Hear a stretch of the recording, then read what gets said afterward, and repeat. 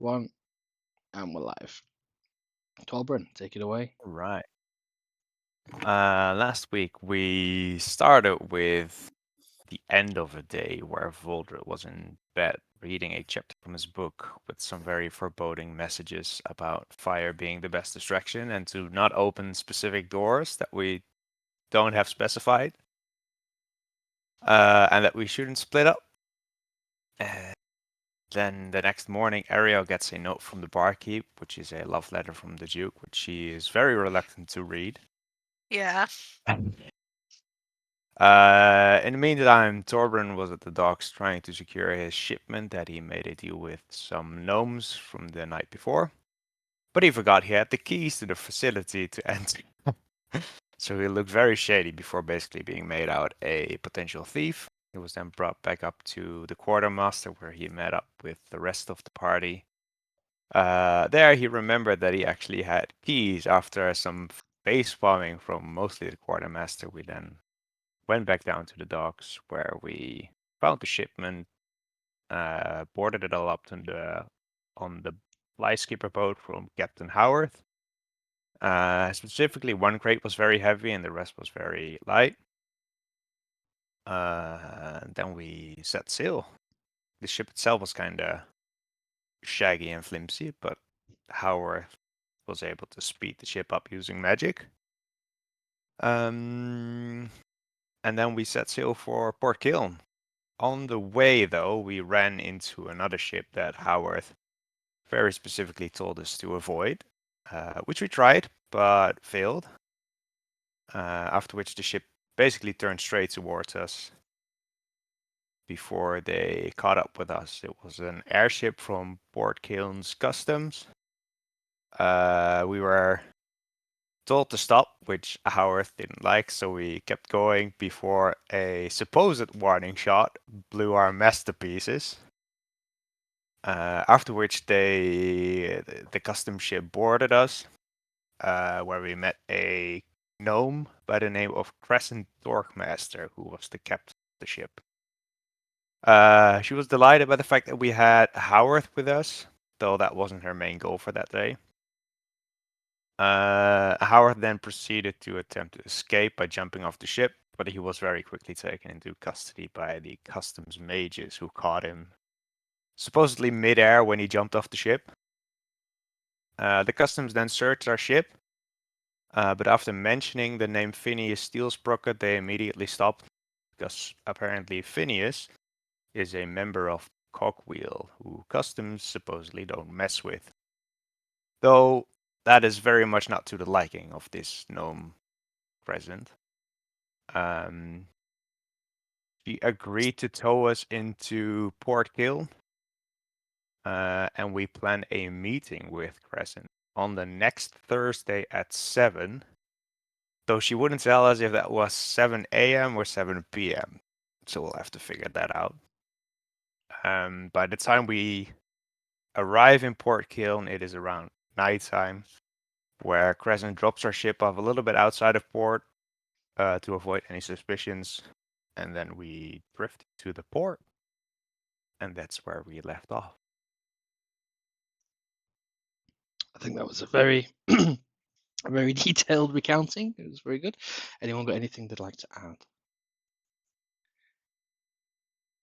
No, fair enough. As the moon high in the sky illuminates the moorings before you, the side of the port you can see there's a large harbour over to your left, which stretches out for what you presume to be 1 or 2 miles. Countless, countless ships of all sizes currently moored up, silhouetted against the rising moon. As it dawns on the lot of you, you have a little bit of momentum, having been magically assisted and ejected from the tow, and the harbour is now not rapidly approaching, but you probably have about 300 feet to figure out how to slow the ship before you make sudden impact. What is it that you all do? Uh, I will rush to the helm. I will try to gauge the distance towards the.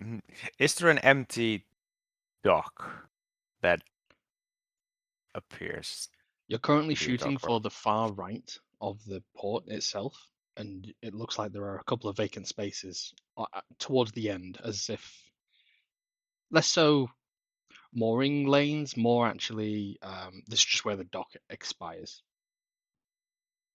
See, I think we're gonna do a Jack Sparrow here. I will sort of keep the boat swerving to make it lose speed while making sure we keep enough speed to actually get there. Okay. Are you attempting to run aground or try and pull up alongside the vacant space in the end? Pull along the vacant spaces. Okay. Is anyone doing anything else to assist as Torbran is actively maneuvering the ship? I'm going to look if there's an anchor on the boat. There is indeed. I found an anchor. It can stop us. Axe ready. All right, hold. Hold. I help with the anchor Okay. if I it's would heavy. like a survival check for the helm, and I would like a um, athletics or acrobatics check from the two of you moving the anchor. And what's Solothar doing? You are muted at present. Oh, so that's why Oh, you guys wow. weren't paying attention. Abysmal. Yeah. Oh yeah, What are you saying? fantastic. I'm going to help with the anchor. Oh, Okay. With that, Ariel, you sort of realize this almost like this fine knot. It's almost like a just bit of a sealant that's been put on top of the of the main circular drum that's housing the chain of the anchor itself, and you're realizing, oh, I need to start like undoing this thing. Meanwhile, you just hear the heavy weight of the anchor itself being lifted by goodness me, name is gone. So Lothar, and Baldred. at the same time, Voldreth turns, pickaxe in hand, wields mighty doe straight down onto the column of the anchor, releasing whatever lockdown chains there were, as the two of them, with your assistance, of course, manage to throw the anchor overside as it is rapidly descending. Though, with only about 6 or so seconds later, you hear a clunk as it connects with what is, at this part, a very shallow sea. The ship begins to slow rapidly as you feel like the anchor catch on something. And I would like, oh, you rolled a, so what was the steering? What was the handling check, Torbert? On a 7. Nat Okay. one. A nat one. It's a nat one. It's a nat One. 1 as well. Okay. So as you're steering, lining up, the sudden drop of the anchor immediately handbrakes turn and pulls the ship into a full reverse. So you're now going into this port backwards. Yes, we're doing that. It's the old-fashioned way. About 20 seconds later, as the ship misses the harbour, but runs aground Whoops. backwards. Whoops. Oh, you didn't I'd say like you you could all drift to a boat roll now. dexterity saving throws, please, as you all thrown in different directions as you run aground. Oh, a natural 20. Well, What's Am I that? capable of rolling anything that's not a 20 or a 1? That's 5%. It's the 5% night. That's the episode name, Yeah. 5%. So we got a 20, 18, 4. a 16, and a 4. So I will say, Ariel, as you were less invested into the anchor itself, you sort of pay attention and save Salothar from going over the edge. As Torbran, you're holding onto the ship's wheel in all this time and managed to, even though you sort of lose your footing, you managed to hold on, stay in place. How does I assume Voldreth probably stays in place with this pickaxe? The DC was 15. It's for those. stuck. It's stuck in the ground. It's like, oh, There's a I hefty, can't move it. a hefty imprint once you do eventually remove the pickaxe from the fine, or now, well, heavily imprinted boards of the planks of the upper deck. You are run aground on Port Kiln at night time, and you imagine that noise probably would have got quite a bit of attention. I'm running on land and just going to give it a kiss.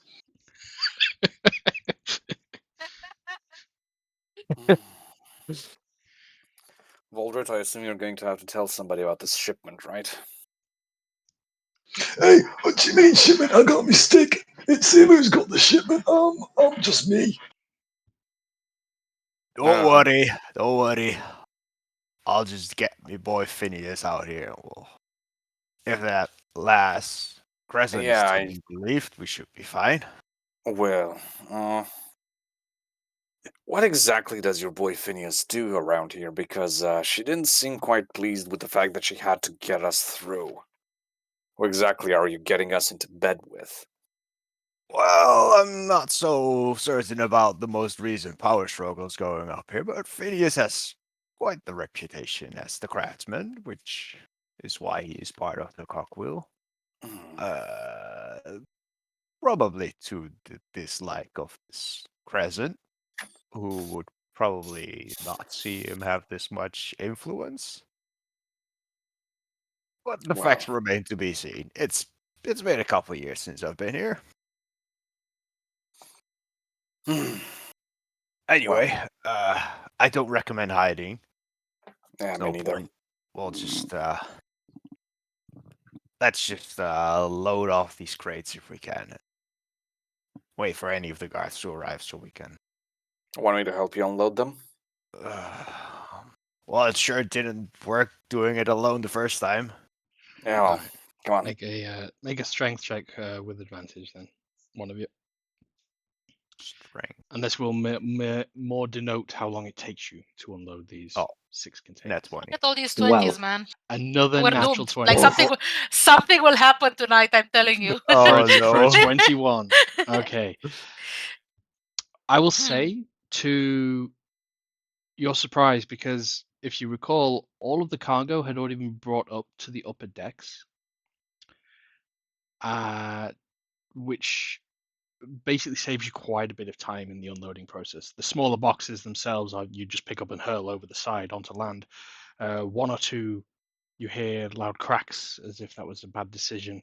However, the larger crate you heave over and manage to just say, well, we've got no way of lowering this easily because the plank doesn't reach the beach. So over the side of the boat it goes, and it is an almighty ruckus. The sound of metal clanging. You're pretty convinced whatever was in there, if it wasn't in an intact state, it no longer is. Though, of course, you just hope that the insurance makes good on the delivery. Oh, Within about 10 minutes, the four of you are unloaded, safely disembarked, and heading in which direction? You either have the harbour proper itself with a bustling town, almost like if you imagine just entering into Port Royal, laying before you. Alternatively, there is heading around the island. The key note to those who've not been here: the island itself is situated on what appears to be, or what you hope to be, just a large mountain. Locals would describe this as a dormant volcano, and the port itself is right on the shorefront. This is a very large island. If you look on the map itself, it's rather long and very narrow, but itself is a staging ground for all sorts of wacky technologies and advancements, and is currently known in the general world as the safe haven for where all the gnomes and inventors fled to. since the Battle of the Ruination. They've done quite well for themselves, haven't they?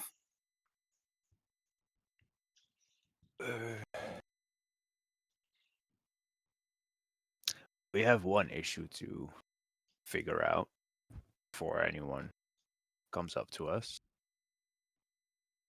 Are we gonna mention Crescent? Mention what? Crescent, the captain of the customs. Should we? I'm not sure.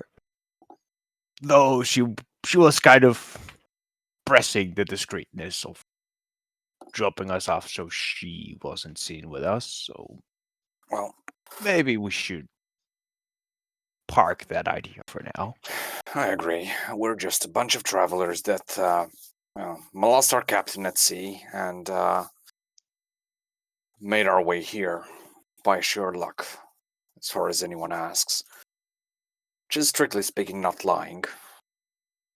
Although I am stretching that of late. True. I mean, we have a shipment for Phineas. We can at least mention that. If what Crescent is saying, we should be in the clear, or so I hope. Well, as it stands, we need to figure out what we're up to next. So, we need to find some work running around funds, whatever jobs the city can offer us, and he just absent-mindedly kicks a small dust of sand. And, As no. Torben sort of looks into his pocket and sees roughly 300 gold pieces. I agree. We're better than the local bar. Well, either way. And then we need to settle on a proper destination, so we are all set on Eartha, right? That would be the next stop, yes, hopefully. Good. First task at hand then. Are we staying here in the harbor with our cargo, or are we gonna haul this stuff? Can we haul all of it in one go?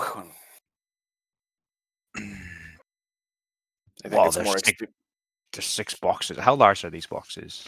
All of you could carry the 5 smaller ones, and Solothar could probably carry 2 of them, but the final box is a 2-man lift.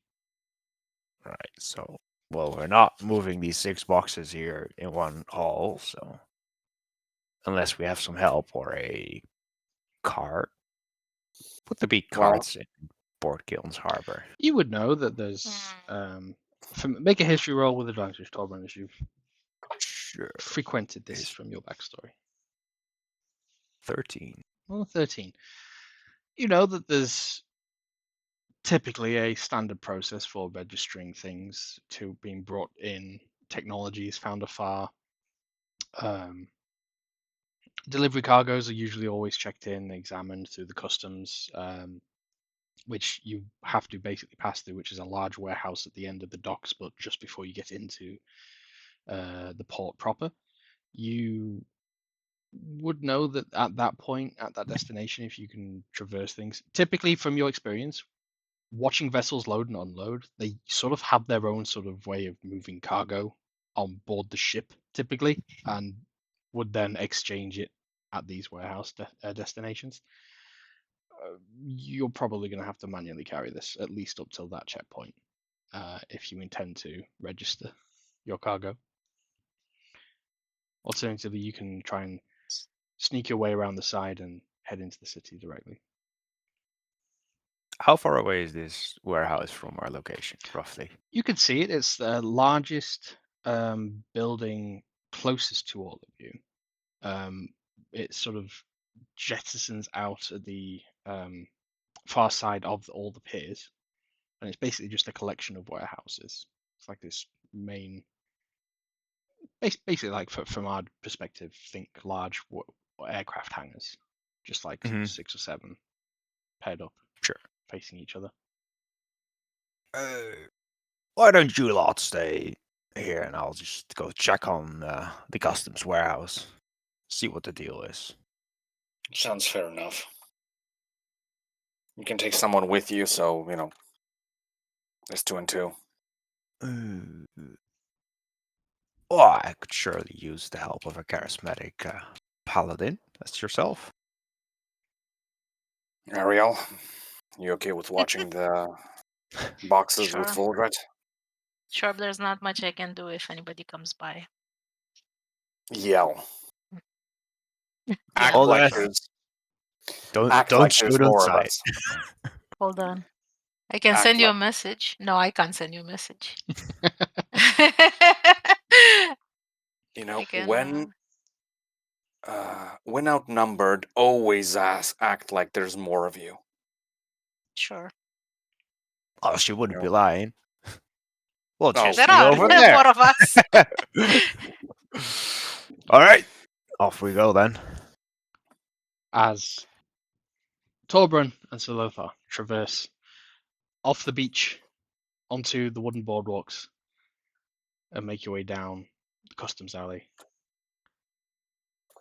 You can see at this time of night it is not manned. There is no one on site. However, as you progress in the direction towards the warehouses, you can see Torbrun to you, the recognizable attire. Even though it's in the dark, you can see small magical lights, power generated lights. You can see the silhouettes of the patrolling guards. You would know these as the brass bolts. Can you imagine there was a time when Right. magic wasn't commonplace and people had to have, actual torchlights or lanterns on the streets? Well, I mean, this is how they do it here. Have the guards not heard our ruckus? Do they seem oblivious? No one has come to interact with you. Hello? You get the attention. A pair of guards leave their station and walk over in your general direction. We need some help. You can see approaching Sir Lothar a gnome in full plate metal, which makes a heavy clunk, but it moves with surprising speed. And beside that is a dwarf wearing a much more stout version of the same armor. The dwarfs themselves having a large two-handed warhammer. You don't seem to see any weapon on this gnome. As the two walk up to you, a voice emanates from the smaller figure. Little late? Apologies, good sir. We had some issues out on the water. Our mess blew up. It was rough waters. So you swam to shore? Well, we managed to let's call it park the boat at the beach. Oh, However, we have some urgent shipment that's important for Phineas Steel Sprocket that needs urgent taking care of. I see. You know of the Phineas tariff, I assume. Of the Phineas what? Tariff. Enlighten me. No, I'll lighten you. He holds out his hand. This armor's not cheap to keep clean, you know. How much would that tariff be? Well, it depends how much you bring it in. And how quiet do you want this to be?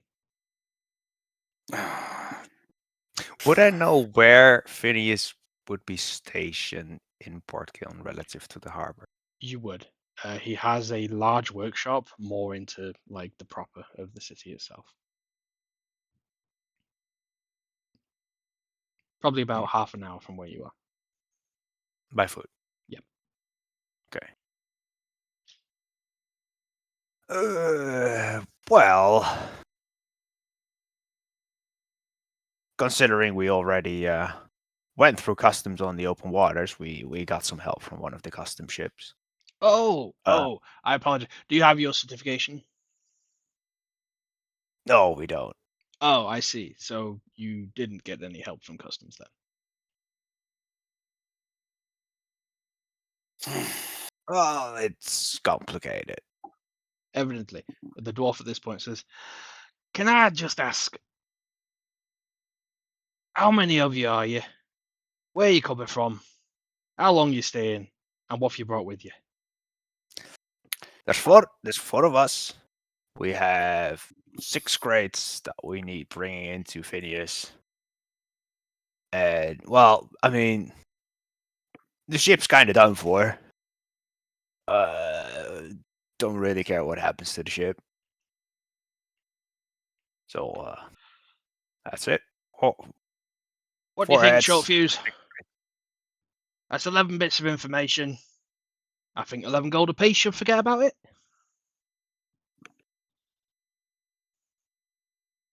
Hmm. 11 gold, like 44 gold. But if you want, I was just suggesting 11 for me, 11 for him. We'll talk no more of it. Oh, Stamp your goods and you go on your way. fair enough. Pay the man, Torburn.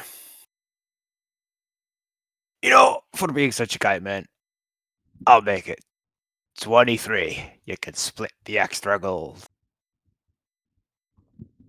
And I'll give him a single hen of 23 gold, and I'll just give it to the dwarf. Okay. You watch the dwarf and he counts it out, hands it off to the gnome itself. The gnome twists the gauntlet over, and you can see on the other side a heavy cylinder in contraption ejects out of the back of the wrist, and he then proceeds to. Are you carrying a crate at this point? No, we left them with All right, okay. Baldwin and everything. They tell you to go and retrieve your goods, and expresses that we'll stamp them through, and then you can be on your way. Very well, we'll be right back. Thank you for your expediency, gentlemen.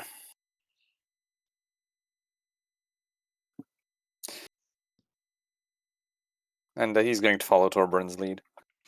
Yep, I'll make my way back to Folded and Ariel. So it'll be taking about 10 minutes from the two departing before they return. All right, everything's sorted. Next thing up is we have to carry those 6 crates to the customs warehouse. Well, they'll stamp them, and we should be good to enter the city. Well, let's carry out a few. Then we'll be back and carry the rest along with our companions here. As the 2 back and forth trips required to complete this journey finish. I'd cast Unseen Servant just so we can do it in one. I'll cast it like 3 times to summon 3 little Unseen Servants. Are they not So concentration? no VSM. So that's I'll post it in the chat as a little speech bubble.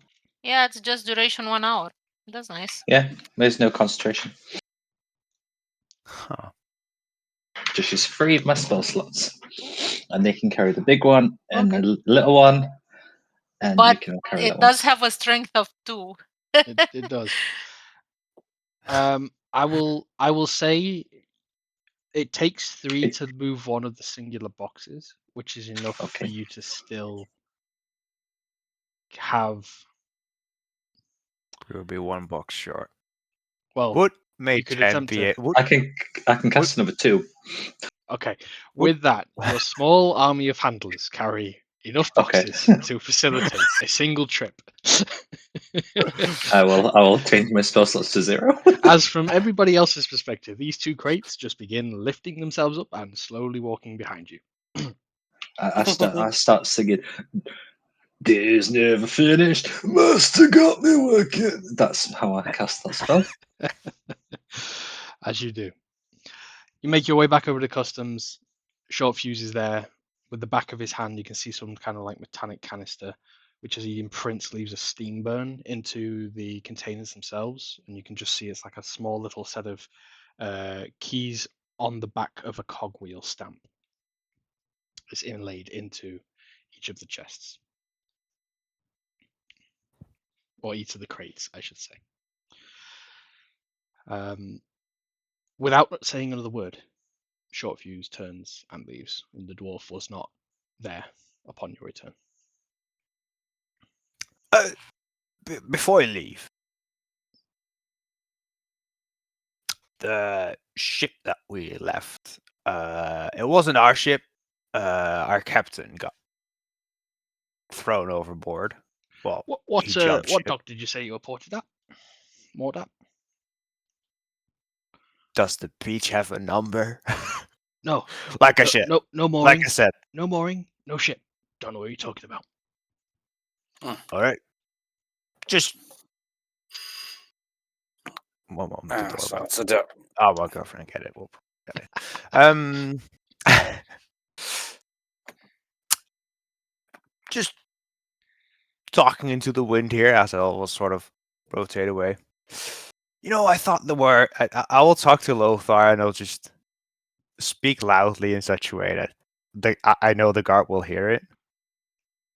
You know, the other cargo that wasn't ours, but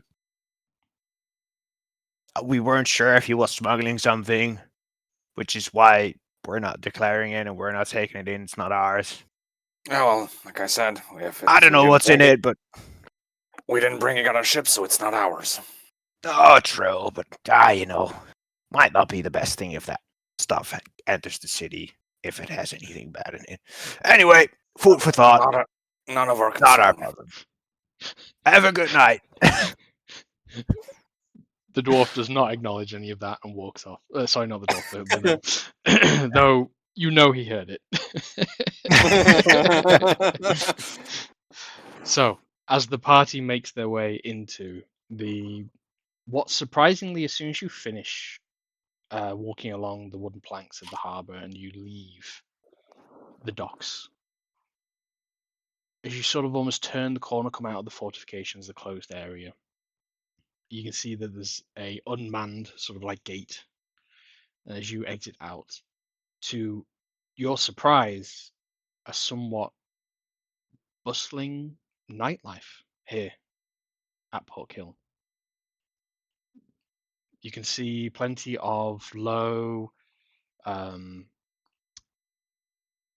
describe them as sort of old Victorian lamps, though magically conjured or some kind of steampunk-esque contraption that's been cobbled together through the technologies unique here to the gnomes and the inventions that they create. The streets, not super well lit, but illuminated, with open doors and bars with all the same kind of lighting scattered throughout, different shades and different hues, but all from what you can identify as a similar kind of source. The city lays before you. You have what you can see is a bustling sort of tavern-focused side. You can see streets. Most of the shops themselves are closed for this evening from just what you can see at this point. And you can see quite a few residential areas here and there scattered throughout. And it's really a bit of a mosh pit of everything everywhere. There doesn't seem to have been anything that's been of any particular order or town planning. Everything seems to have just been thrown up on a, this bit's free, I now claim it, and I will build this here. And everything sort of just jumbles together. Would we have crossed any clock or timepiece? Nothing that you would have identified as such. It's not like there's a clock tower.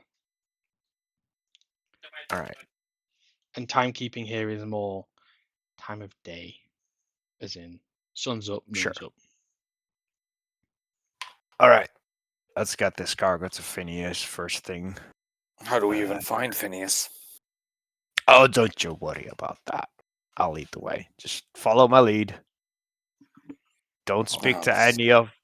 Well, the shops are closed, but if anyone talks to you trying to sell you something or convince you of something, I don't trust anything that wasn't forged in the Dominion anyway. of course you don't.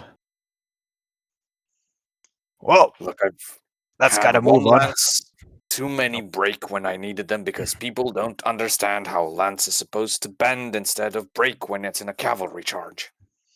It's not a spear. Yeah. You and your Dominion godhood.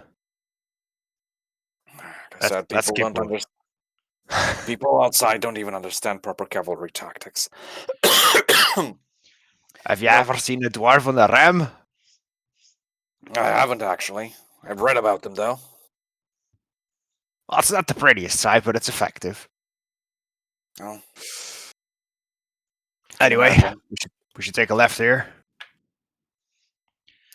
As you cut through a bit of an alleyway where the buildings here are leaning so far into each other that the actual roofs themselves actually join above you, about 20 feet overhead, but have this small single file alleyway that you can cut through between.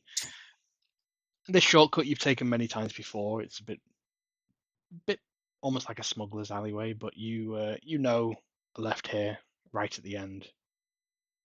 Skip a block, and then you're there. Phineas's workshop, closed for the night. Though you knew to expect this, as you would know, Phineas's habits are very much tavern focused after hours. I assume I would know which tavern. He has a favorite one. You can roll a history check to see if you can remember. It's 3. A net 20. Oh, this is gonna go so wrong somewhere later. Something is gonna go wrong, yeah. So the name of the tavern you're looking for is the Cog and Brisket. Ooh, brisket. Is And this a reference? And you would know the infamous stories of people who go there looking for foul deeds or bad intentions. They never find themselves too particularly welcome, but those who are friends of Phineas are always welcome. Usually a bit of an entry fee, 1 or 2 gold ahead from your experience, unless you can be invited in. And sure enough, a short distance later, you find yourselves outside a tavern labelled the Cog and Brisket. Alright. Let me handle this. I'll get Phineas out. I'll get his shipment to him. I will walk up to. I assume there would be something like a bouncer, A right? couple of bouncers on the outside. You can see that they are armed. You can see that they are giving an intimidating, dangerous look as they have got various parts of metallic armor on, all different shades, sheets of different metals. Very much a tinkerer's town. Would I have been in this specific tavern before with Phineas? Oh, many times. It's where he prefers Would to I? do his negotiations of work. Would I know the specific bouncer that's standing up? Make a history check. At 1? A 12. A 12. For you, you would normally expect some of the local muscle. However, tonight it seems it's been a while since you've last been here, and there seems to be a bit of a nonchalant, very bored, tired-looking ogre stood outside, who is almost as tall as the building.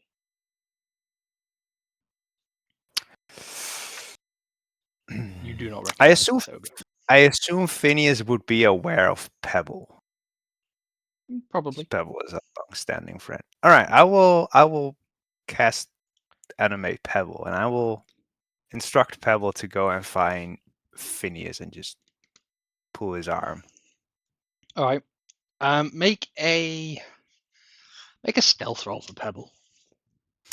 A stealth roll for Pebble. It'll have a +2. All right, so that would be an 8. Okay.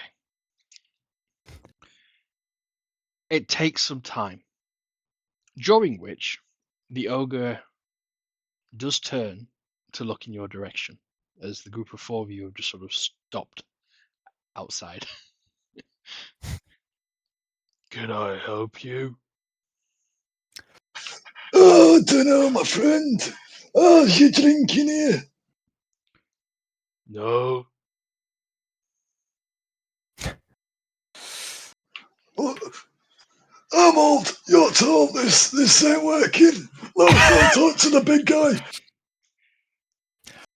Don't worry, Talbot. We're just taking a little break, possibly waiting for a friend to come out. That's all. Nothing to worry about. Nothing to worry about then. I will just put the crate down and I'll just sit on the crate, sort of a couple feet away from the entrance, somewhere on the street where it would kind of make sense. How much time has passed since moving the crates from there to his workshop to the bar?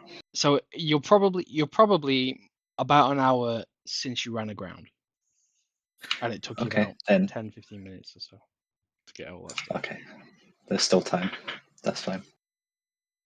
Okay. Oh, your servants. Yeah. Where are they? What are they doing? They have an hour Well, duration. they're carrying the box. But after an hour, the box is just going to go bloop. Oh, I see. Okay. Yes. So the ogre eventually puts 1 and 2 together, and it takes him that long to go, what's with all the boxes? Magic. I believe there's stuff for Phineas, right? Torbern? Yep. Oh, That's why we're here. you should have you, said something. I could get Hang on. What is- those for you. What, the boxes? Yeah. No. It didn't seem to be a offer as he begins to pick the boxes up, then goes to pick the floating ones up, carrying your unseen servants, unless you tell them to drop off and let go. Puts them all, stacks them on one shoulder, and at this point, as he turns, Phineas is standing in the doorway, holding Pebble. Phineas, old friend. I'd love to greet you more in depth, but we're sort of in the middle here. Those are your boxes. I don't know if you know this bouncer or it's not the usual one I'd expect. Cliff, put him in back. Okay. And you just watch as he one hand just picks up the large box and just carries it off, whilst having the other 5 on his right shoulder. He just slumbers I on wave down at the my alley, servants. clambering and just holding on, I'm dangling off him as he thuds his way out of sight round the corner. You hear heavy footfalls eventually dissipate. Phineas is standing there looking discontent, angry, and is not saying anything. He's waiting for you to start. We just arrived from the Golden Citadel, and I was asked by a gnome by the name of Jean Gearsprocket. Wasn't a name I was familiar with, but she had a shipment for you, and we were heading this way anyway, so I was like, I'll bring it along, and then we ran into customs, we ran into Crescent, the whole ordeal. You'll have to fill me in later, but we'd like to get these boxes to your workshop, and after that, we can have a drink or call it a night, whatever you want. So let me get this straight. You want my hospitality after the stunt you pulled?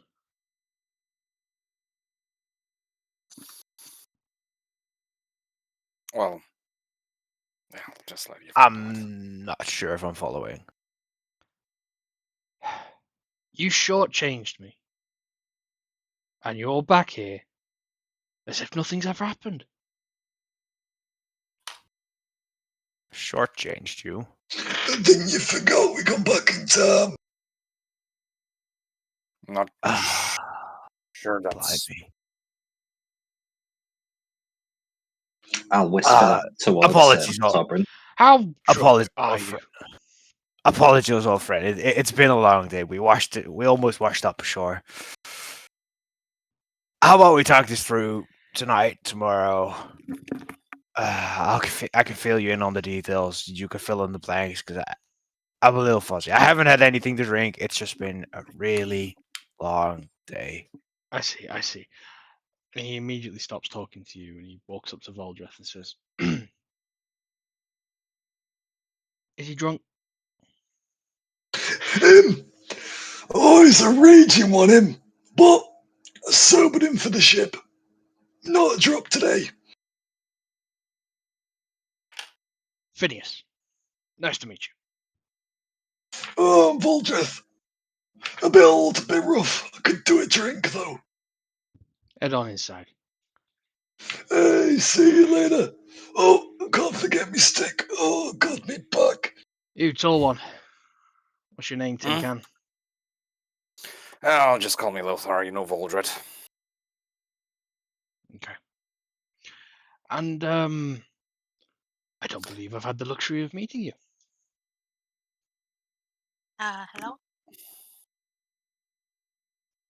She just sits there quietly. Um, you Ariel. seem familiar.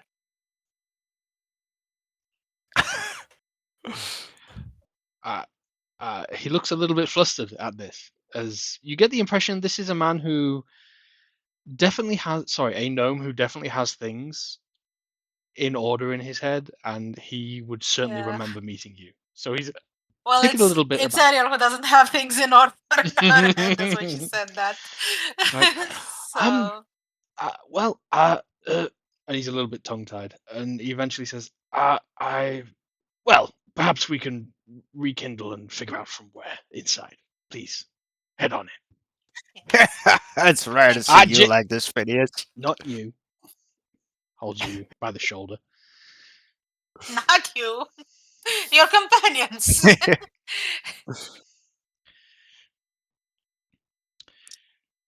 Listen, once the three of you are inside, he says to you,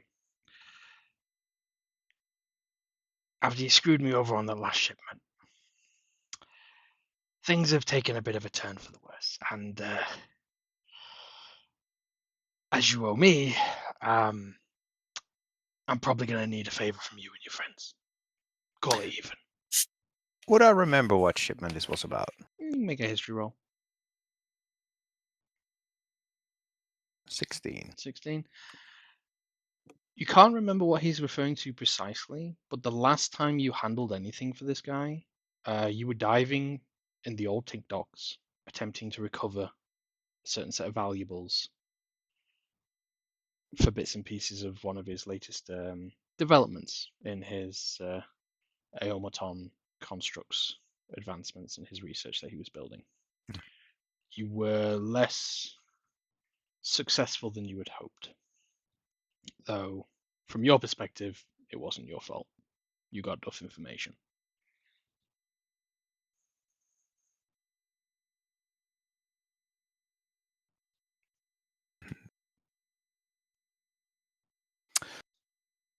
Well, sometimes things don't always go to plan. Last shipment was, well, the information I had wasn't really, didn't really point me where I needed to go. Hmm.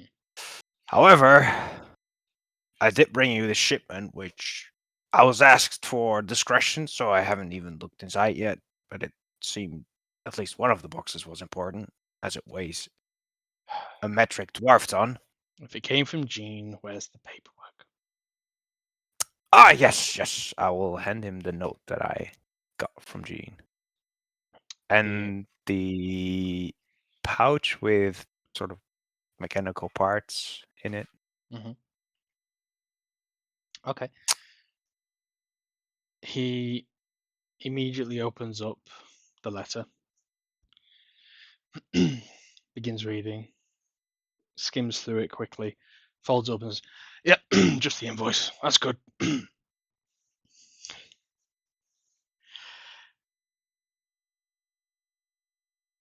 I'll host you and your friends tonight, and however long you're staying, as long as you do this job for me. One and done. We'll call it even.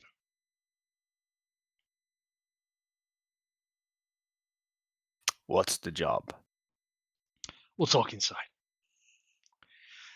On the inside of this tavern, the three of you having entered already, you are faced with, like you just walked into, a speakeasy. But every single dwarf, gnome, human, to your surprise, Salothar, goblin, there are races of all walks of life here. All with a tankard in hand, lots and lots of little metallic gears and cogwheels and gold on all tables. Much gambling to be had, and in the back room you can just hear some kind of makeshift music coming from some kind of metallic device. To the players, the world's first jukebox. To the cast, Nice. this is an unfamiliar concept.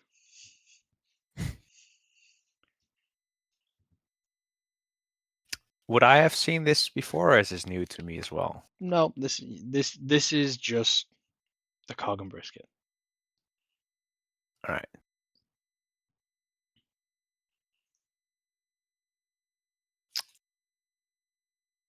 Well, this place is as lively as ever, isn't it?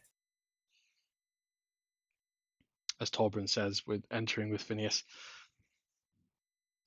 You all find yourselves at a table as Phineas sits you down, as he pulls up a chair and joins you.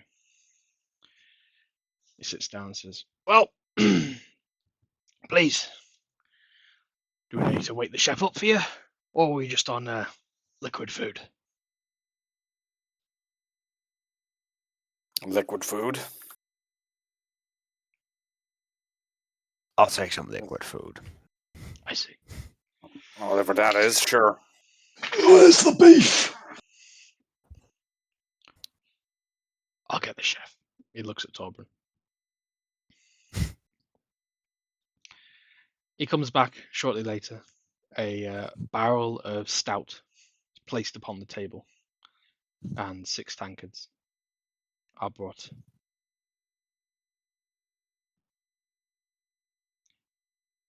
He sits down and looks you all up and down. He seems to be inspecting all of you. To Torbran, you know Phineas is very astute. He's very observational. And to all of you, having met him in the future, he does seem to be a little bit more distrustful at this presence. But he looks you all up and down and says, "Bit of a motley crew you've got here, Torbran. You been through much with them?" Oh, you wouldn't know the half of it. I will look over to Lothar. Do we feel Phineas in? To which bit? A lot of it. How much do you trust him? Oh, I've worked with Phineas for years, and though the last shipment was a bit of a discussion point, we Not the question. How much do you trust him? Hmm. I fought and bled with people that I wouldn't trust outside of a shield wall, as far as I can throw. There's 2 different things.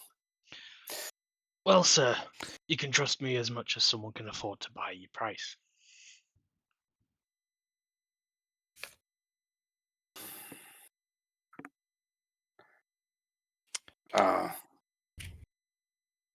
would I have had any reason to distrust Phineas in the past?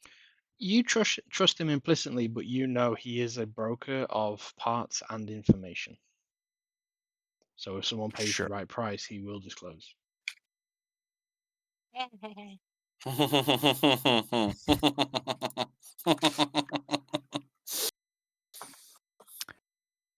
the question is, do you share that or let us know anyway?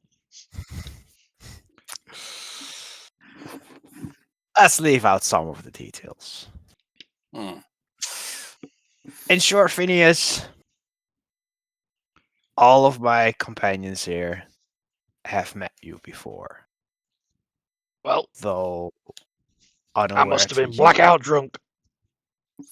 Well, it wasn't you, not you particular, but some version of you from a different timeline we got plucked out of by none of our choice. So we're part of those, I don't know, so that select group of individuals that apparently exists that walk through time or something. I don't know, whatever those other fine gentlemen called it. It's not by choice, but the Torbren that probably pulled whatever stunt you think he pulled on you. Not this one.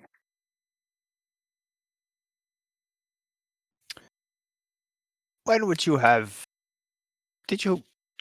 And by you, I mean we, with the other me. It's confusing. When did we agree to meet up again for our next job? Well, we didn't. I told you I don't want to see you again after the disappointing return of your last adventure, which is why I'm still a little bit pissed as to why you're here, but I see. you've got my interest. I'll say that. Unless you're having me on. And I'm not convinced you're If not. we wanted to, don't you think we would have come up with a story that actually sounds plausible? No, not really. I think this one explains why you've managed to cut through customs without as much as a certification, am I right? Well, that note, are you aware of what was her name? Crescent? And I will sort of whisper that sort of quietly on the table. A right thorn in my side she's been. Up and coming goody two shoes who's trying to put her sweaty cogwheel fingers in too many pies. And he gets incredibly defensive. Yeah, they kind of shut our ship down, but then towed us into Park Hill. And when I mentioned your name, I'm not really sure what quabble you two have with each other. I'm not sure I'm interested, but she's both the reason we're here, and she's the reason we might not have been here. I'm sure that will get make its way to my desk at some point this week then. Apologies. Anyway, you mentioned the job. I did.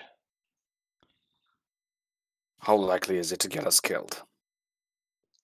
Depends how much worth your weight in gold is. Not the question I asked. What I'm asking is, are you asking a friend for a favor? Or are you looking for a couple of expendable goons that you're going to toss at a problem and hope they go down in flames with it? Well, a bit of both, really. But got a bit of a rivalry that's been getting a little bit out of hand. Hmm. And dearest Crescent has decided to assist with sticking her nose into one of these disputes. Dracus Shearmantle. Do you know the name? Would I? You can make a history roll with disadvantage. History roll disadvantage 12. No, news to you. Never heard of him. One of them fish folk. Set up shop Fish a couple of folk. months back, and he's been tinkering in arts that us gnomes wouldn't even dare to share with someone not of our lineage. Caught my eye, caught a few people's eye. He's made himself quite friendly with a few of the customs officers, Crescent included. He's managed to work his way up to owning one of them workshops. Well, I say workshop, warehouse. Forgive me, I've had a few. One of them warehouses on the port. He's got the whole bloody thing to himself. Took me years to get one. And before I got on the cogwheel, couldn't have even applied. And this guy comes into town in his first year business. He's already there. He's overplaying So he his hand. probably A lot, Even for a fish folk, that smells kind of fishy. indeed. So, don't So tell me we- don't tell me you wouldn't have used any sort of connections you would have had in the same position. oh no, I did. And I know how long it still took. Which is why he's got something on someone very big. And I want to know who. So you But want that's us for me to to figure out. What I need from you is to go in and find what he's got in there. inside the warehouse, you mean? Yes. Brass bolts won't let me anywhere near. Not all of them are on my payroll, but most.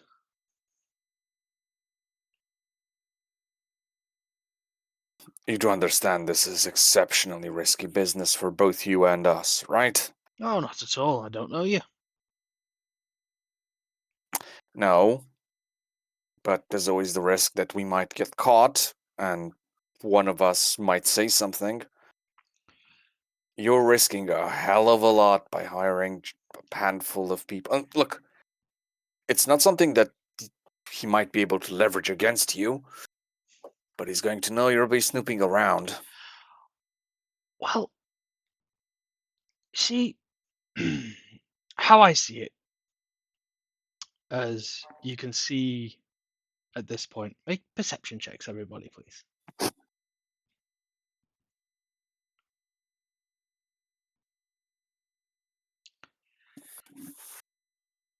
Valdreth, Ariel.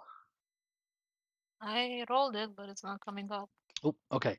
So we Ah, have there it is. a so we have a 12, 6, 17, and an 8. 17 so Lothar.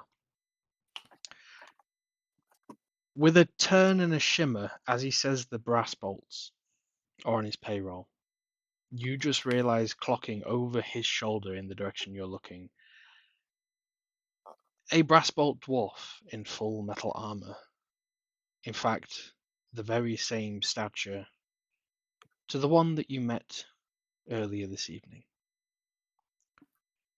As Phineas, as you see this character leant up against a bar off in the corner, you see Phineas says, "See, one of my little bolts tells me a ship under strange circumstances has run aground, carrying cargo not just for me.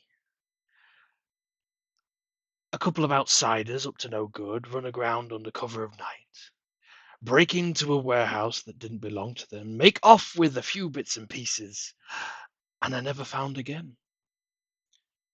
Bit of a good headline, isn't it?" It is. But then again, look, don't misunderstand me. I'm not threatening you. I know how mercenary works. I'm just saying, whatever you're trying to pull off is going to leave you more exposed. Well, that's why I'm prepared to pay you quite a bit of gold. Because I trust Torbrun, and if you travel with him, I trust you're as capable as he is. How desperate are you? Desperate? No, just wanting to make sure I keep the status quo. And how desperate are you to do that? It's more my Because job as part of the cogwheel, less so than desperation. if I were in your shoes, the people I'd send to do this would all be picked men that I knew I would know wouldn't talk. Every single one of these folk as he points around the room, are only here because I offer the highest bounty. And if I start no longer being the highest bidder, how long before they decide to loosen their tongues?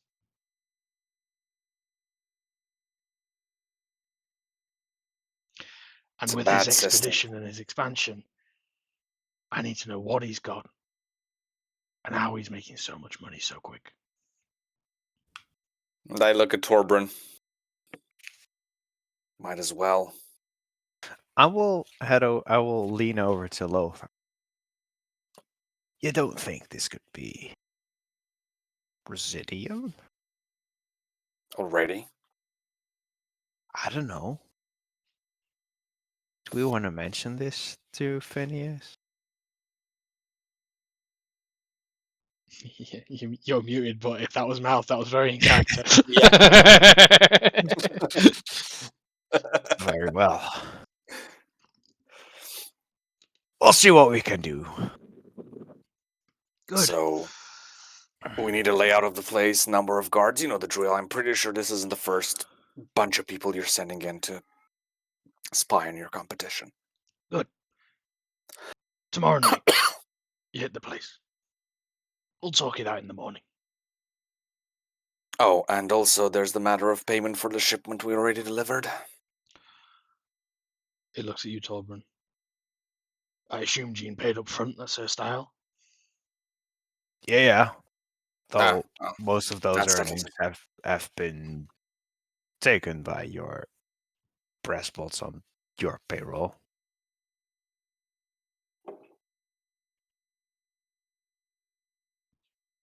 I guess you've forgotten how to negotiate pretty well, then, haven't you? Oh, blimey. Oh, well. So it's a bit of a loss on our side. No. Fair enough. We still made a profit. Not to mention, without those boxes, we would probably be in the hands of Crescent anyway.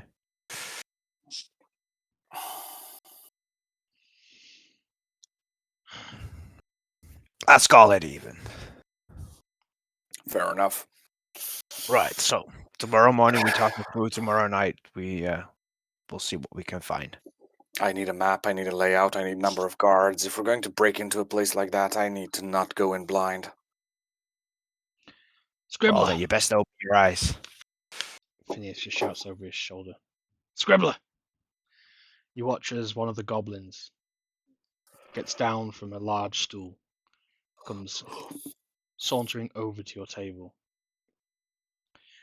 He barely goes up to the height of the table, and even in a table with bar full of short people, the goblin struggles to stay at the right height. As he props himself up, Phineas says, Block 3, port side. Would you mind filling in this tin can on everything you and your friends have been keeping an eye on for the last couple of days?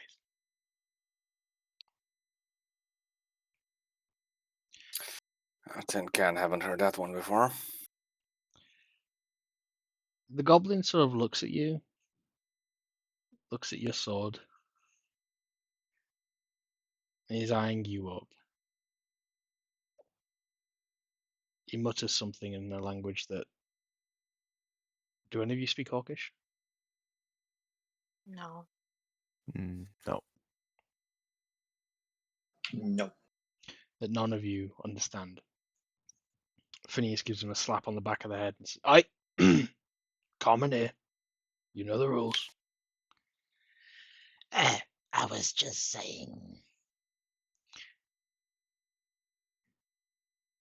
I'd like Saying to know what?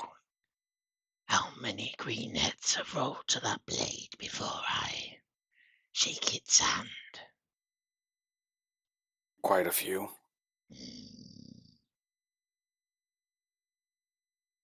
Some your height, some bigger.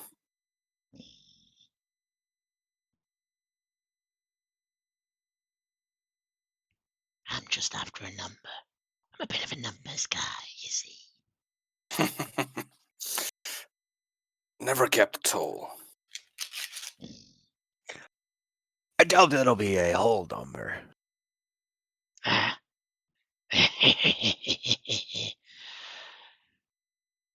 Why is it that dwarves are always funnier than the tall ones? You were also much tastier. But you wouldn't know that, would you? Oh, no, though you're definitely right, but I wouldn't know. Oh well.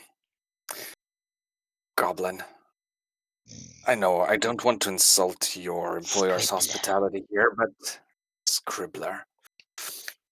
When your race eventually gets pushed into the sea, I will not shed a single tear. Whoa, Lothar, let's keep this a little bit, friendly, shall we say. Do you know how these tiny creatures work or operate? Do you know what they I get am up to Lothar. when they're in a pack? I'm very much aware. Not the place, nor the time.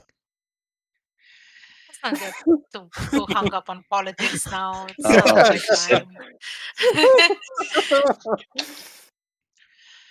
You see, it's never the blade in front of you that you need to worry about.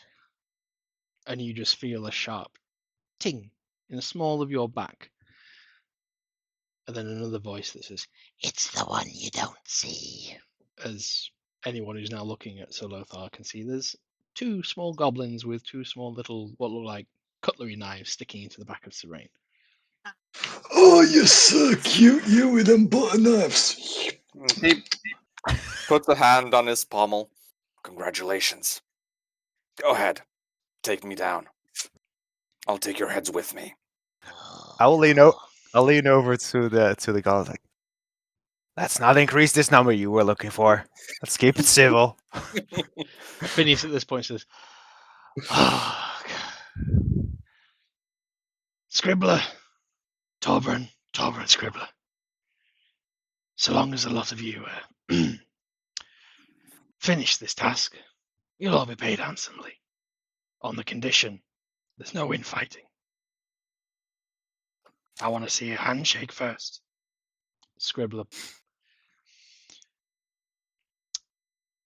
to much disdain, extends a very gnarly, crooked, three-fingered, with obviously thumb and little finger missing, hand towards Sir Lothar. So Lothar extends. And before he Before- gives it you, he turns the fingers into a middle finger and sticks it up at you. And Phineas says, "Right, glad you got your friendship sorted. The Fourth I'll see Brotherhood you sends tomorrow." its regards. What time and place? The workshop, as usual. Or you want something more? I'm gonna need a discreet? lie-in. As he takes the remainder of the barrel of lager off the table with him as he departs, and you watch as he takes some stairs going up and begins to sit at a table higher up where you can see there's a set of guards on either side of the stairs. You get the impression he wasn't inviting you to follow.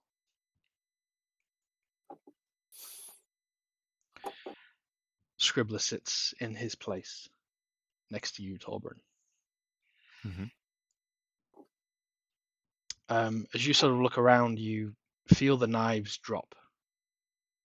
It's as if the two silhouettes behind you just poofed, vanished from thin air.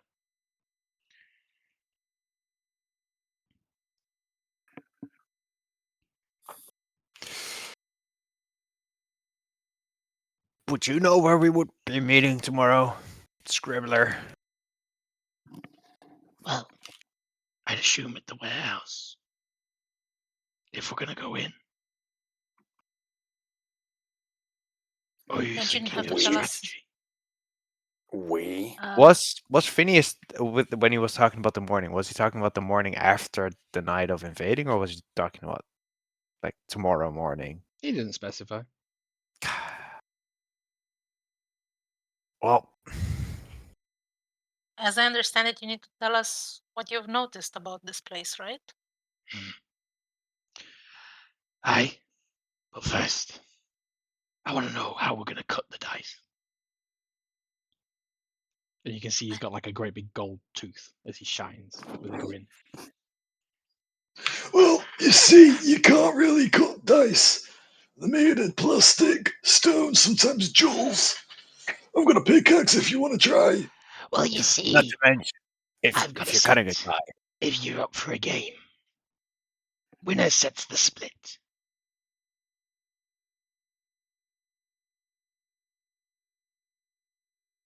I don't play games. Well, you're a Like bit Well, I'll bored. take- the whole party was just completely dumbfounded for a few seconds, just like we all were. Like, You're what? getting the general gist that this is a very intelligent goblin. But maybe Volred here, and I'll give a little shoulder shove to Volred. He'll take you for a drinking contest. I love you. You know, this is a whole lot of words. And a complete lack of you eating on somebody else's child right now, so. I'm vegetarian. What gives? You disgust. This is Lothar just bursting out into laughter. Are you trying to be one of those tall, pointy-eared leaf lovers? I can't You believe disgust me. it. You see, when you only eat green, it does wonders for your skin. You realise like the tint and hue to his skin colour is rather verdant. And it's Yeah, but look how wrinkly you are. You're like me after a few beers. So, if I win a dice, I set the cut 75-25. If I lose, he can drink me under the table. or we can just split it 50-50, I suppose. And you split it 50-50, whatever you want. You gotta win though. Why do we have to do anything? Why can't we just agree on a proper number, Mr. I thought you were a numbers guy. I am, Exactly. and I like my odds. And I don't trust dice. Ah, I'd like my odds if I'm playing my own game. Never met a soldier who doesn't cheat one way or another. it's very easy. 2 dice each. We roll. We bid. If you bust, you lose. The person, creature, entity with the highest 2 wins.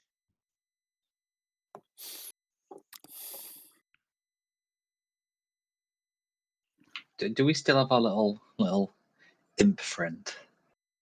You haven't summoned him. Or we just split it 50-50.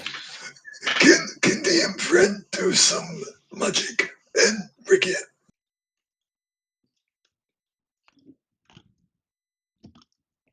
That was towards Ariel. Sorry, can you repeat then? My bad. I was just reading a spell that might help. Can you summon a little fried, little tasty chicken, and you can rig it? Yes, let's get Gottfried and a goblin in the same room. Hey DM, play the game yourself. We don't want to play anymore. For the life of me, Ariel does not understand that coded message at all. Oh no! Like at all. She's just like, You imp, summon him so he can play this game. Ah, but I no don't magic want him. is the only rule. Hey, he's not my day. Or we just, I don't know, decide on splitting it half and half and call it a day without going down any other shenanigans. Well, the way I see Well, it is, I could tell you the information you want, or you could go in blind. If you don't want my information, Isn't- best of luck to you. If you Isn't do, But it in Phineas your... told you to give us the information. well, he didn't say I how don't much think I you're could in. charge. Look, We both know Phineas wouldn't be satisfied if you just walked out of a job because of a little quabble over how we split the money. He knows how I work. Oof. Fantastic.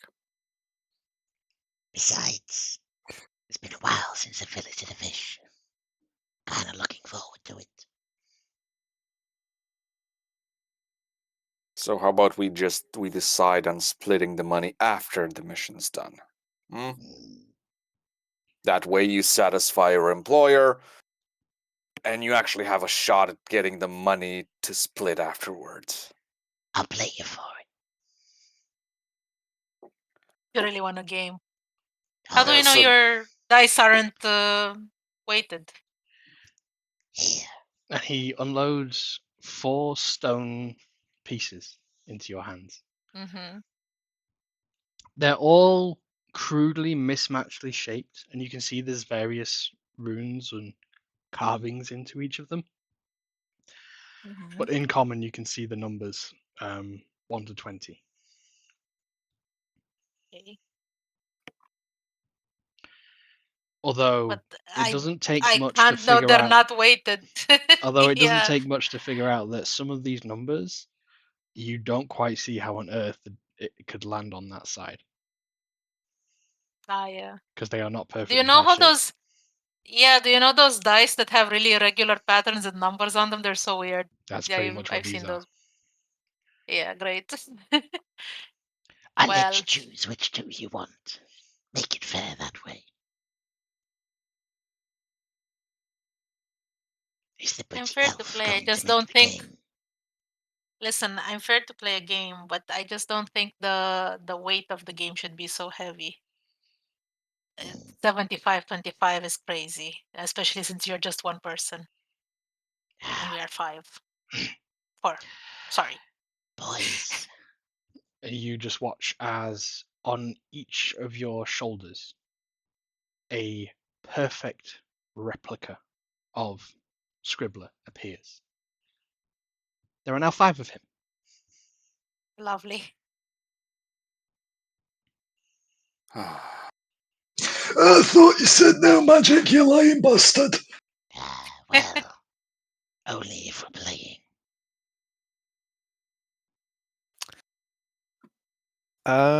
While they are having this ruckus, can I use my rock salt version of Goodberry to make a weighted Sure. rock salt version of a dice? Now that Lovely. I have seen his dice, I will just under the table. I will conjure a set of. Well, I mean, it will Okay. make 10, but I will only pull out 2 Okay. of what looks to be. I will put the how am I going to put the numbers? So it's 1 to 20. It's a D20 that he It's put a on the table, D20. right? It's 2D20. The gist of the game for the players is he's asking you to do rollies or 2D20s, and it's the combined number that wins. And he is going to be. There is a betting cycle. So you will roll, look at your dice, and you will outbid them. If they call your bluff and you're lying, you lose. It's the Pirates of the Caribbean thing, isn't it? I mean, you're in a pirate bay. Yeah.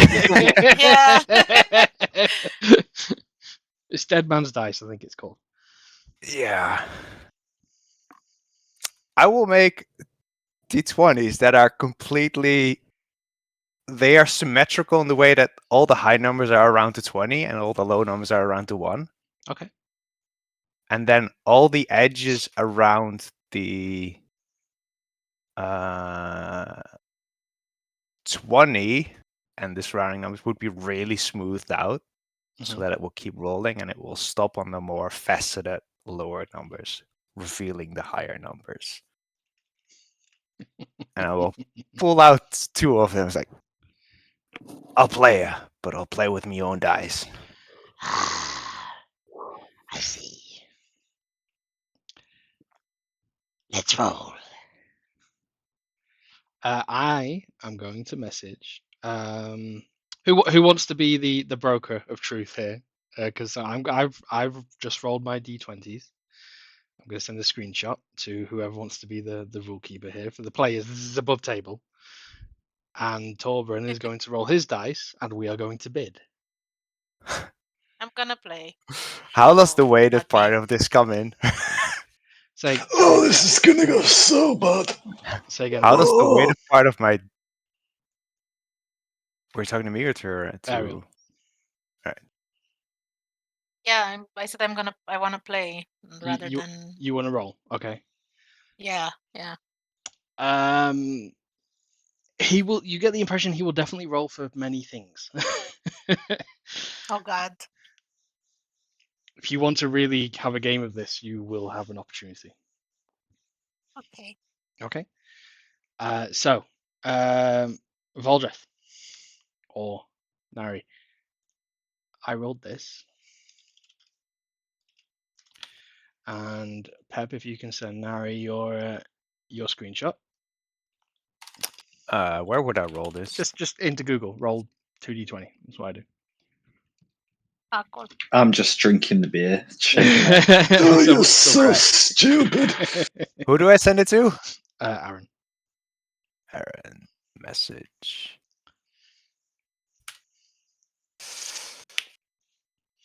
There you go. I see. So, As you roll the dice, you cover Mhm. them. Scribbler doesn't even look at his. He's watching you intently as you look down at your dice.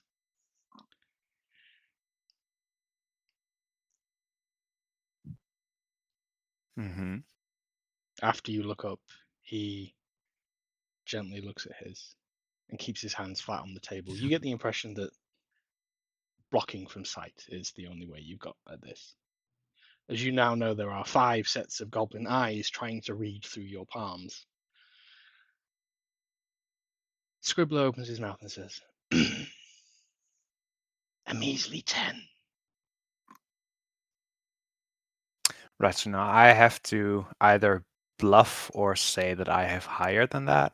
no, you're trying to go. The point is to score high. Mm-hmm. But if you say you've got higher than you actually got and you're called on it, you lose. Right, so I now have to Go more say than if 10 he's... Right, or call his bluff. I'll say do I have to say a number if I say Yeah. that it's higher? You just have to say a number. All right. You're outbidding at this point. What happens if, for example, I say 11, but I have even higher? If he then calls my You're bluff. bidding. You're bidding. It's you're only bust if you have less than what you bid. Right, okay. 19. You watch as one of his eyes flickers.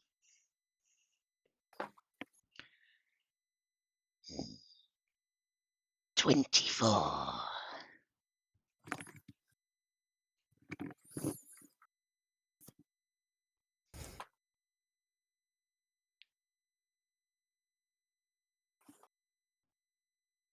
26. 27.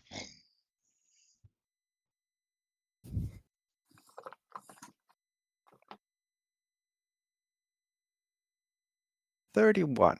An eager dwarf. Bollocks, prove it. Well, Aaron, show it. He rolled 35. Wow! Wow. As you see, the goblin lifts his hands off, slams the table down. You see, he reveals a 28 himself. Fine. How do we split? I'll look over at Lothar. You won the game. Set your terms. Enough.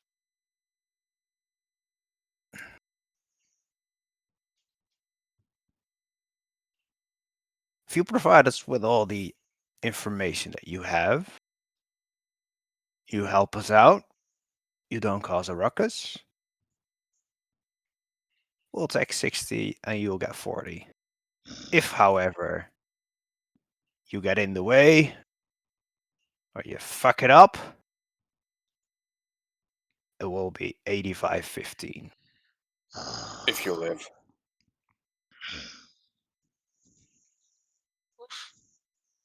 That's the leather is assuming you then make it out alive. You watch as he strokes his clean-shaven chin. Just completely pops a pimple at the end of it.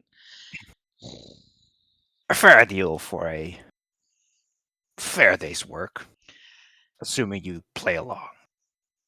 I'll accept your terms on one condition. Speak. I get to play one round with the elf. She has something rather pretty I would like. Not part of the deal, I'm afraid. You're gonna have to ask her that yourself. He doesn't change direction. The 4 other sets of eyes, goblins on your shoulder, look at you. That is so creepy. You gotta stop doing that, sir. I'll play a game, sure. I will hand Ariel my dice. Now, That I above think we're quite table, well loaded to roll a 35 out of 40, by I, the way. I wanted to say, above table, I did roll only once. I Yeah, really did. I only rolled once. But looking back, with the fact that they are fumbled, technically you could roll multiple you times. do you. I trusted you. Yeah, I yeah. trusted you. It's up to Ariel to see what she does with the fact that these are very heavily fumbled. Oh.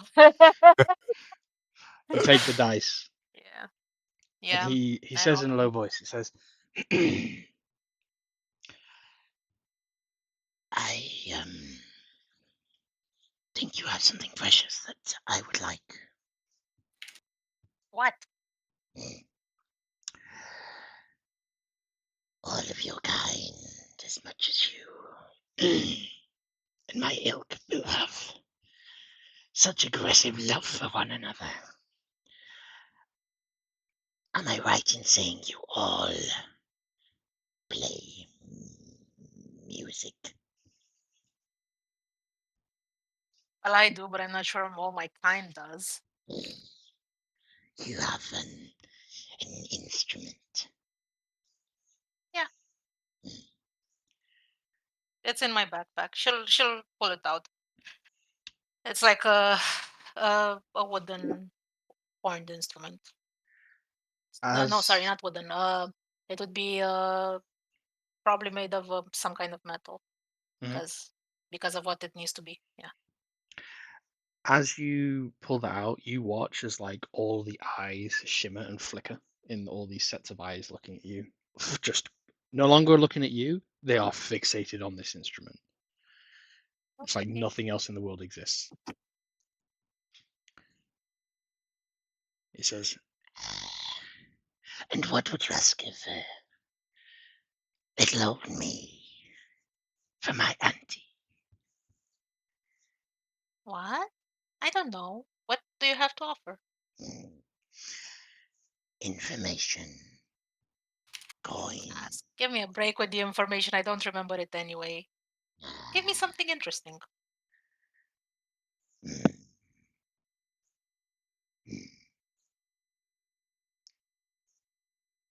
he puts his hand in his jacket and Mhm. pulls out what looks like a small pocket watch shaped, quite faded, but it looks to be somewhat gold coloured. It's quite thick.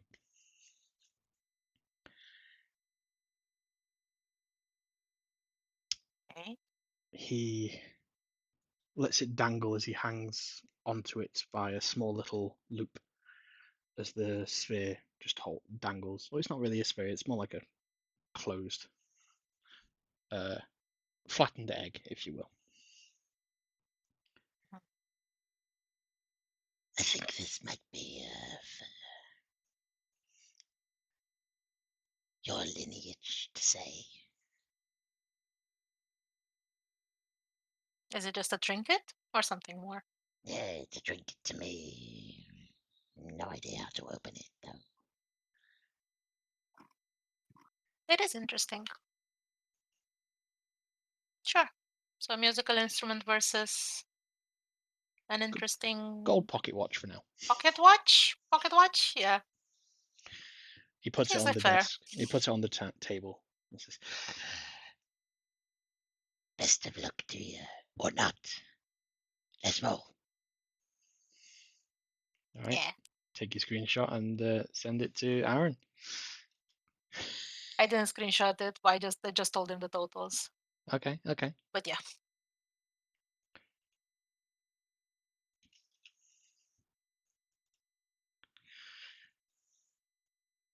As he looks at you, So he says, Elves first.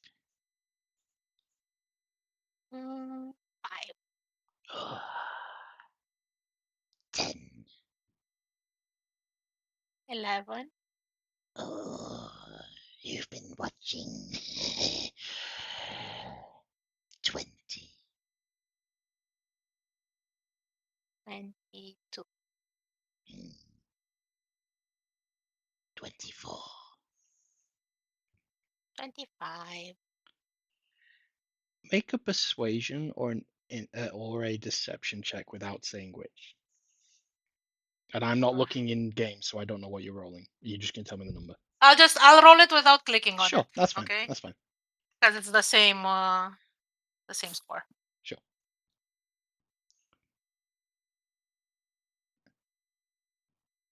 Jesus. 13. 13. Okay. You get the uncomfortable feeling that all these sets of eyes are doing their damnedest metagame insight check on you right now. Yeah. And as a little bead of sweat begins to sweat down his brow, you get the impression he's not getting a good read on you.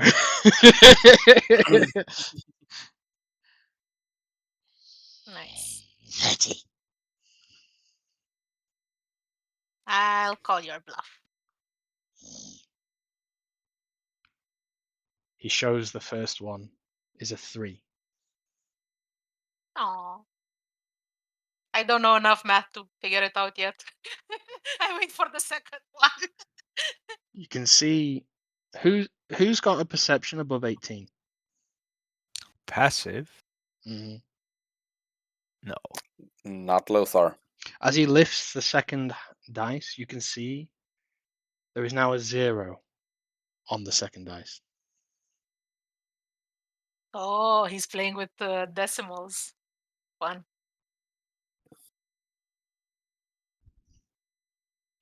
Okay, so what does that mean? You're not playing with the right kind of dice. Mine don't have any zeros. Aren't you playing with D20s? I am. Yeah, Could be a 10. it would be a 10, I guess. But not even. Like, what is a 0? It doesn't exist on a d20. Torbran, Well, in that case, you would see a little bit of dwarven rocks, not dwarven rocks, sorry, no, you wouldn't. You would see a little bit of stone on his side of the table.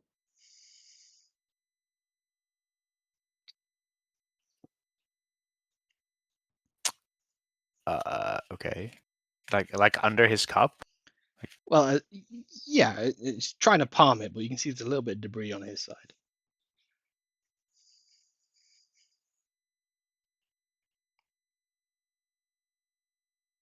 Is it the same material as the dice? Yep.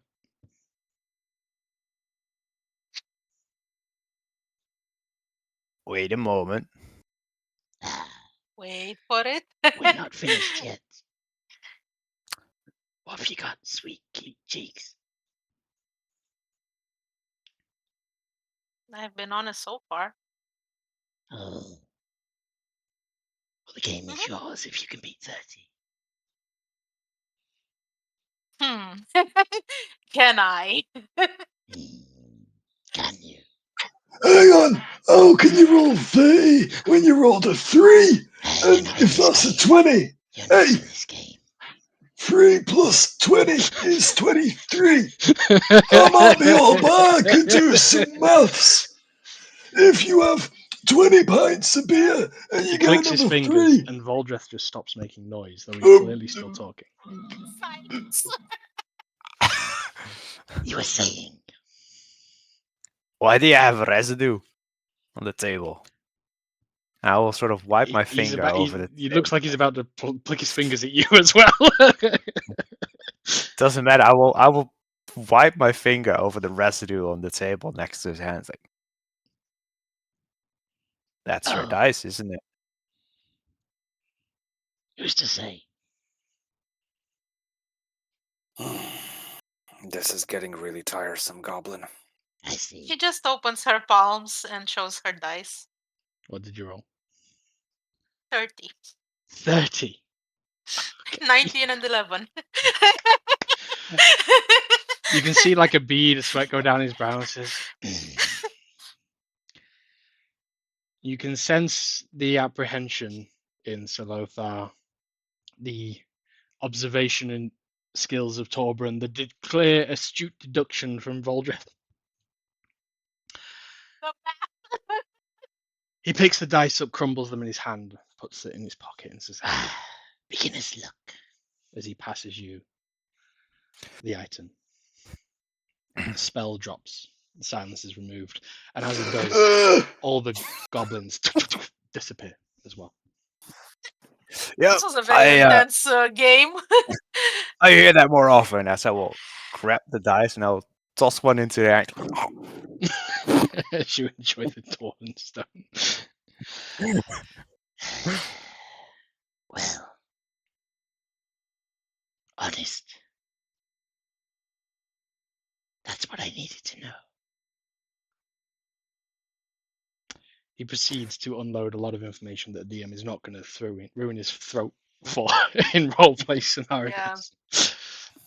He explains the frequency of the trolls. He mentions that there are brass bolts not on the payroll. Have some additional security measures in place. A couple of strange, taller creatures, humanoid stature, usually about 5'8" to over 6 foot tall.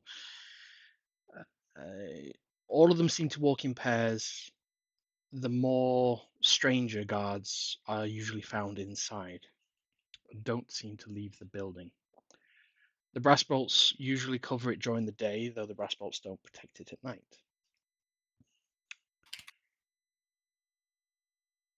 The scribbler proceeds to explain the reason why the brass bolts don't protect it at night is because that's when shipments come in and out.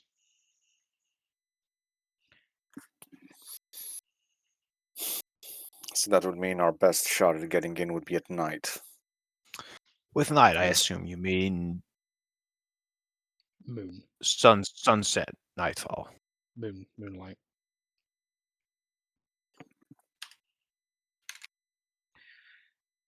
He says there's, on average, 20 plus guards on site during the day, and they've only managed to see 6 pairs of different guards at night.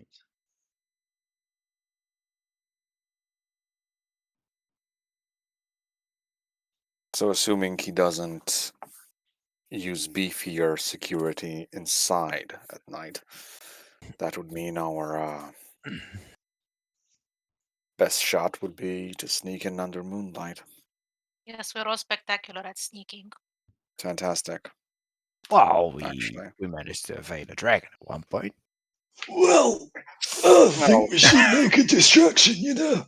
It's what me book said. Scribbler's eyes light up at the dragon. I am not burning a Wait a city couple down. years, Scribbler. You'll find out. I am not. Hey, I didn't say about the sea. Me book said on the docks. And our crash boat is near the docks. Fire. No. Whatever that book says ends badly for everyone, so let's deviate. As long as we don't split up. Mm-hmm.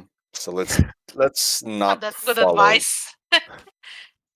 And let's not follow that and see if we can actually do this like a bunch of civilized thugs. So, Civilized. just to get it straight, Scribbler, are you joining us tomorrow evening, or are you staying back? What's the deal? I'll be escorting you down. And We can discuss if I'm needed or wanted As he glowers at Sir Lothar. in the raid. Don't feel insulted, but I've worked with way more distasteful people than you, Goblin. So And I've worked with, well, that would be a lie. Nicer people than you. well, You're not alone in that, Scribbler. that's quite a long list, so there's nothing spectacular. Scribbler, what do you think would happen if at night suddenly a band of drunken, jolly-go-lucky goblins were just one street left early, and they just happened to find themselves near the docks? How will that be for a distraction? Just an idea to throw on the table. Well, I'd probably get the shit kicked out of me. We're not exactly welcome here. I've got a few special privileges. Consider it an option to earn that extra, what was it, 25% of your paycheck. Oh, that's why I'll be going.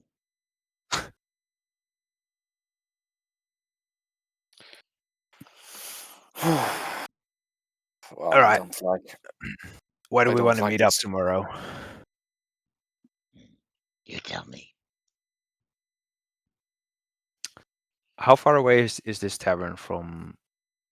I assume Over there's 40 one minutes or way so from into the the docks. port, and then on the docks there's all kinds of warehouses. One of which is. Yeah. All right. So if there's one entrance to the docks, let's just meet on the city side of the dock entrance. What time? Some more. Sunset. Moonrise. Middle of the night. When the bottom of the sun starts hitting the horizon of the ocean. I see. That will give us a little bit of time to discuss our final planning before we inevitably move in. I'll make sure the boys are ready. All right. In the meantime, Lothar, we should probably maybe get a good night's rest, actually, and then use tomorrow to figure out a plan on how to deal with this. Now, don't forget, tomorrow is Tuesday. On Thursday, we're supposed to meet this Crescent, either in the morning or in the evening at 7. We don't know yet. We'll have to figure that out. Pretty sure that invitation was exclusively to you, Torbern. Sorry. Um, He rolled I'm a natural aware. 1. As you say the name Crescent, as much as he tries to, like, one of his ears really twitches. He rolled a nat 1.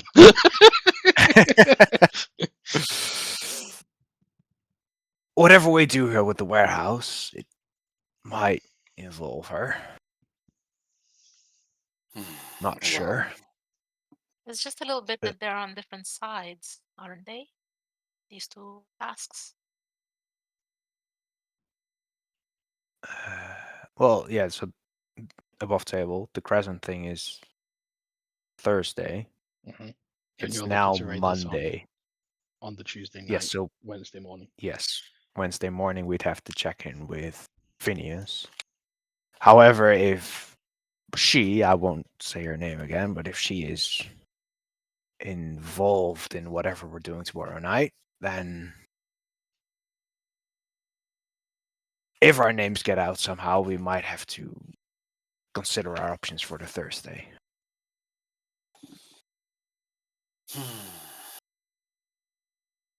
Well, let's hope we manage to pull such a smooth entry and exit that nobody will even know we were there.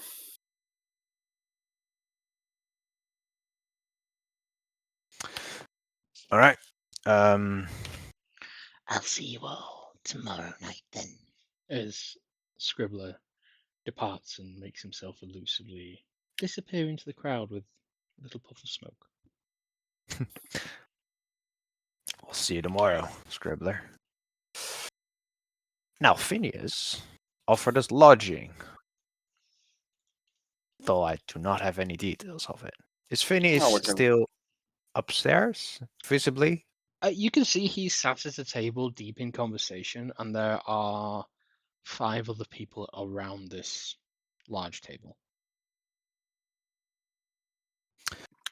Let's wait for him to finish up, and then we'll discuss our lodging options. It's about at this point you begin to smell warm, spiced meat. As what looks to be like the remainder of some kind of hog's head and belly are plopped down on your table by a deeply entrenched, black under the eye lined chef. Says, "One brisket for the table on the house. Don't choke on it." As the half ogre, half man walks back into the kitchen.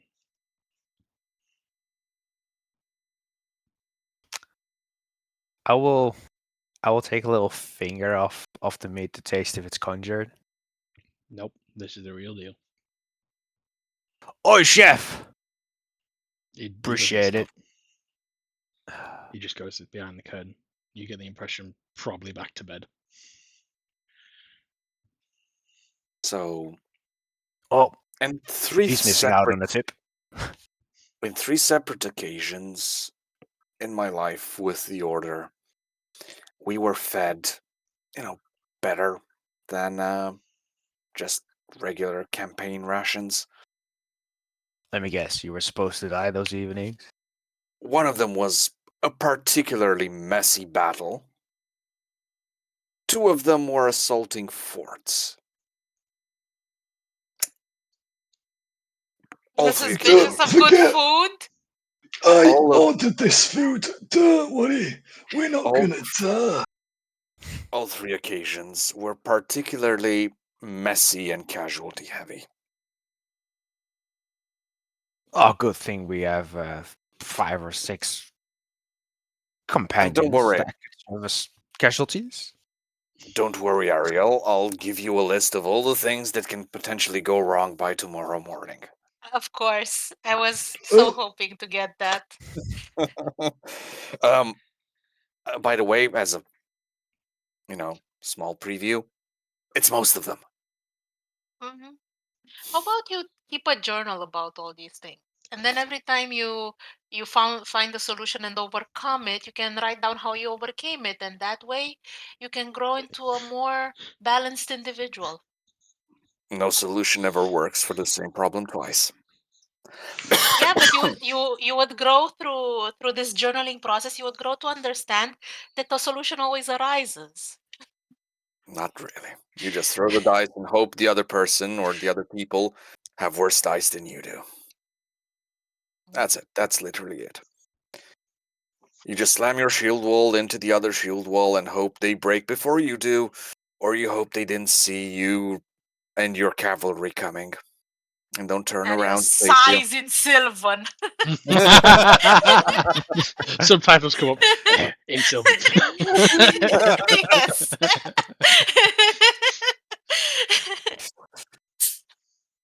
Yeah.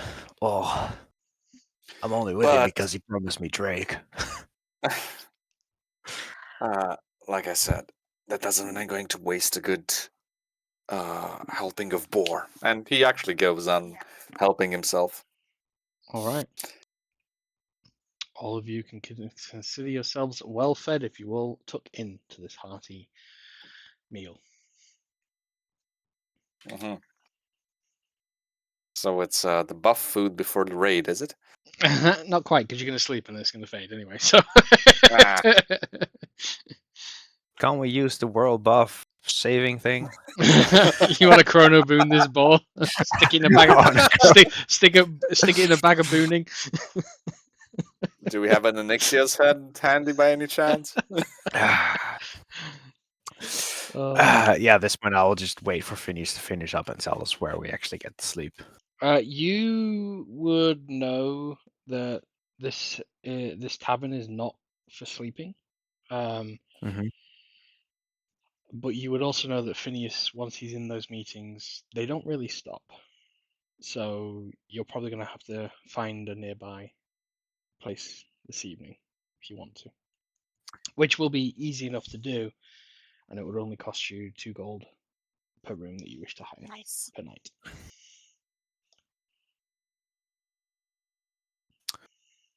Oh, it'll be a while.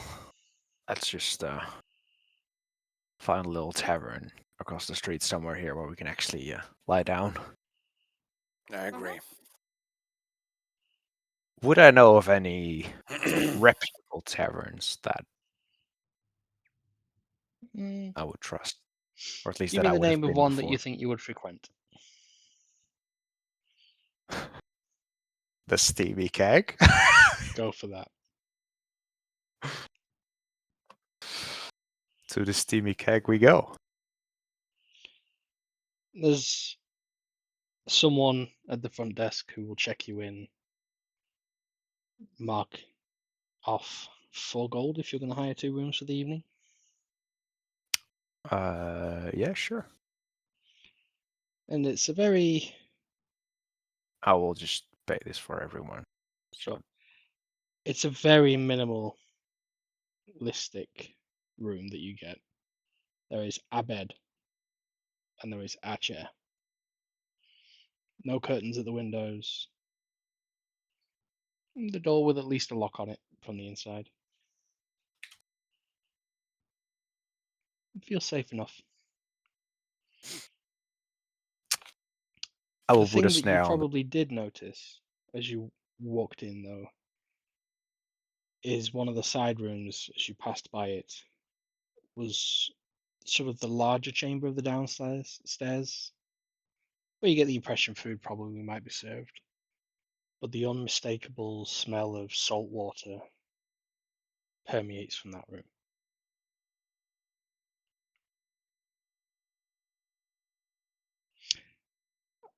I assume Ariel and Solothar to one room and the doors to the other. Yeah. Sounds good. Is there anything anyone would like to do before you turn in? I'll turn to that chapter that said about the events and see if it's changed. Yeah, I'll put a snare at the door while we go over that. As you read through, the chapter is unchanged, though you get a little bit further. And there's almost like a footnote written on the inside. How many goblins does it take to change a light bulb?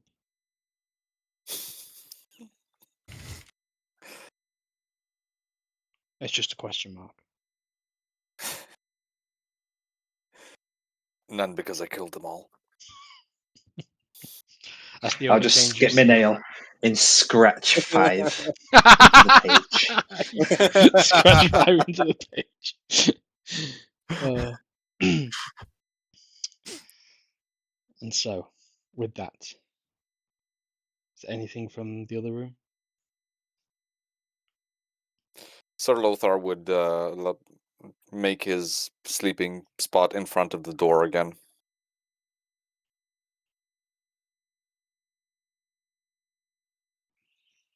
Make sure the window is properly sealed, and It seems so. if anybody, and look for a couple of things that would go clank if anybody tried to walk in through the window. Put some of Don't your forget armor to there. check for monsters under the bed. Oh, he did that. I will say then, I think as the dawn is almost beginning to break, as you all complete your evening,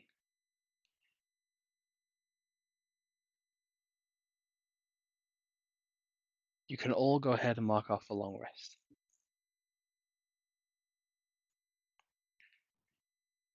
Though the impact of this is that you are all rising rather late, midday, on the following morning, what's left of it, to a bit of a recognizable to half the party, a dwarven chorus of song, of ale, shouting voices, as the downstairs bar is obviously already open for business. And to there, as you all come to wake with these sounds, we'll put an end to tonight's session. Nice.